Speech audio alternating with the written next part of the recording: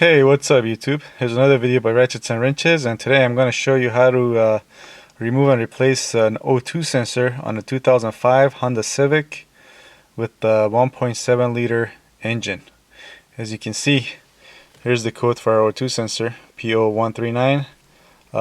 There's another code here, but that was for something. It's an evap leak, and it was for the gas cap, and I replaced that. I just have to reset the code, and I still haven't done it because I want to do this video and get the code on the camera.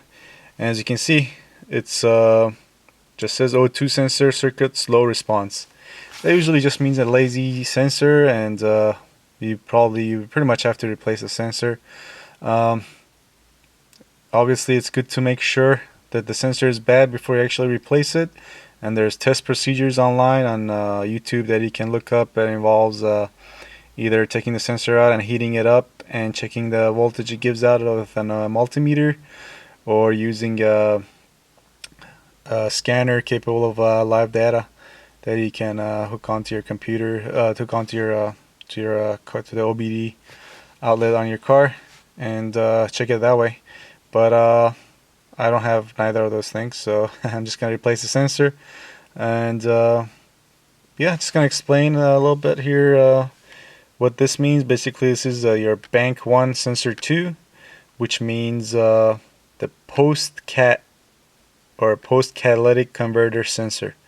You know, if you have a 4-cylinder, you're gonna have 2 sensors. One is gonna be pre-cat, which is gonna be on your exhaust manifold. That's gonna be bank 1 sensor 1. So if you had a code for that sensor, this would say 1/1. And then your PostCat is going to be 1/2, which is what we got here now. Okay, so here we go. So this is going to be your pre-cat sensor, which goes on your exhaust manifold. And on this card, your catalytic converter is going to be just down here. So the sensor after the catalytic converter is going to be your sensor 2. So, and if you have a 4-cylinder car, inline 4-cylinder that is, you're gonna have just one bank. You're just gonna have one set of exhaust pipes coming out of your cylinder head, and this is gonna be, again, so this is a bank 1 sensor 1, the other one is bank 1 sensor 2.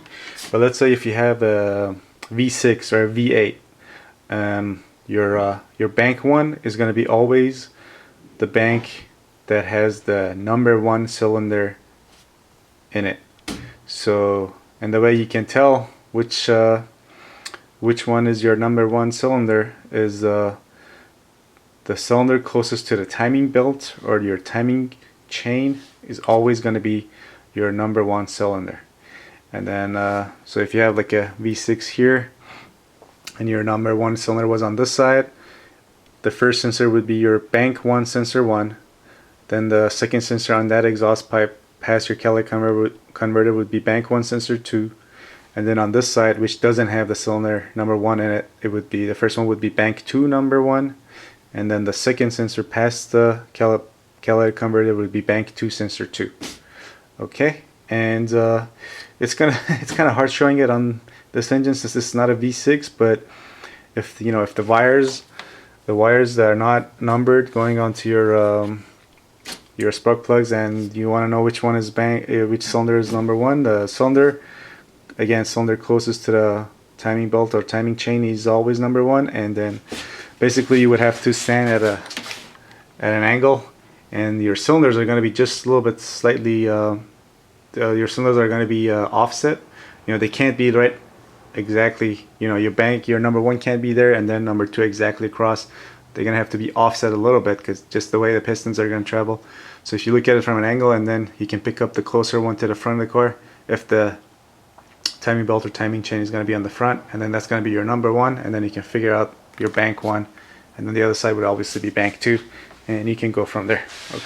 Okay, so on the O2 sensor on this car is going to be right here underneath our here's our exhaust manifold up here, and this is our PostCat, which is basically this is literally PostCat. I mean, it can't really get any closer to a catalytic converter, since our catalytic converter and our exhaust manifold are pretty much the same on this car.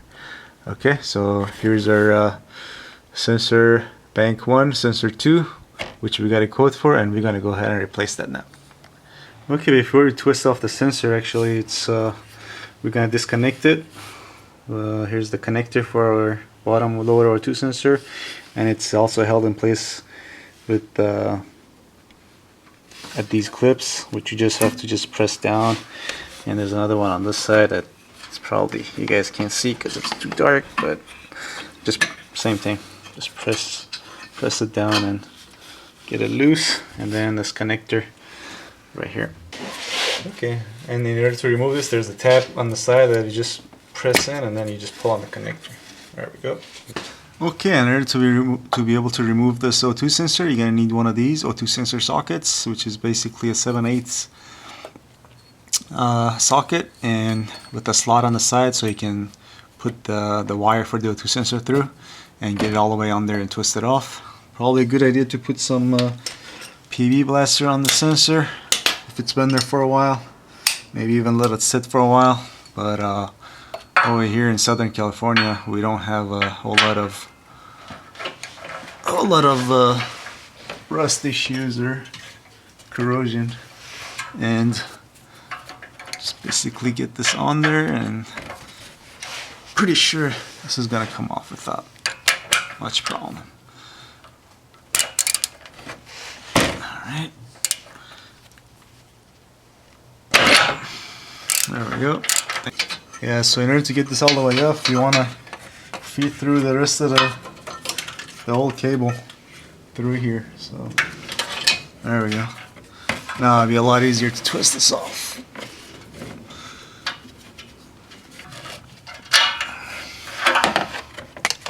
There we go. Okay, and installation is going to be pretty much the reversal of removal.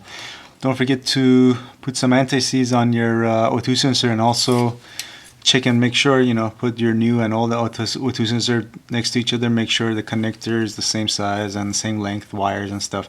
The coloring on the wires, they could be a little different. That's okay, but the length and the connector should be the same. And yeah, it's gonna be hard getting an angle this again, but you just want to start it by hand,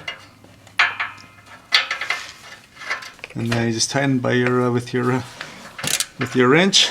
And I'm not sure on the torque spec for this, but I would guess probably about 20-25 should be plenty. Okay, after that you just feed the cable, the wire through, and make sure you put it back into all those little clips that were holding it in place, and you click it in at top, and that's gonna be it. So yeah, hope you guys enjoy this video. If you did, please give it a thumbs up, and if you have any comments or suggestions, please leave them below, and I'll see you next time. Thanks for watching.